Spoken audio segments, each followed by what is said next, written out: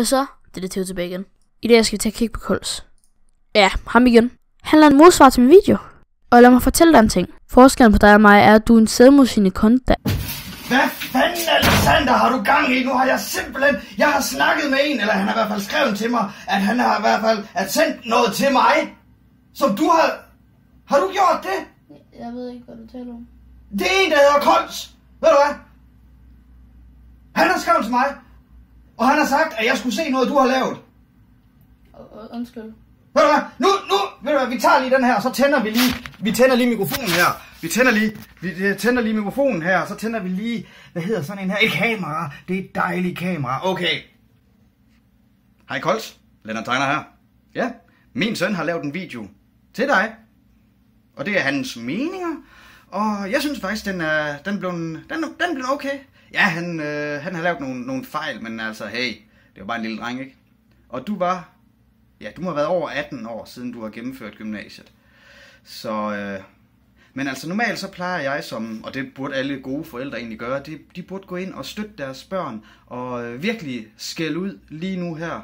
Men jeg synes bare, at jeg lader argumenterne gå videre her, og så må du se, hvad min søn har at sige. Bye.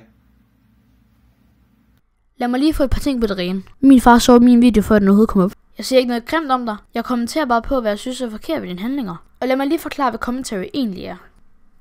Commentary er, hvor man kommenterer på, hvad man synes er forkert ved folks videoer og deres holdninger.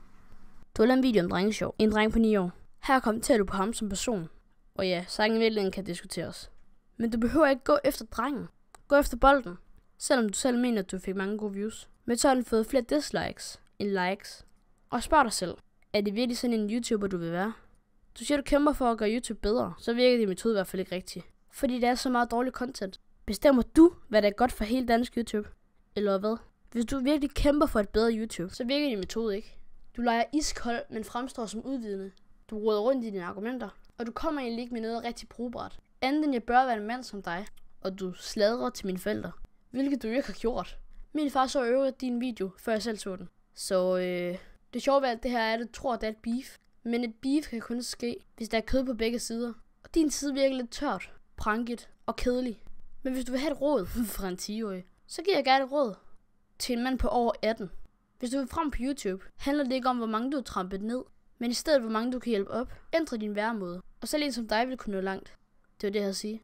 Husk at give denne video en stor fed like, og så ses vi næste gang. Farvel.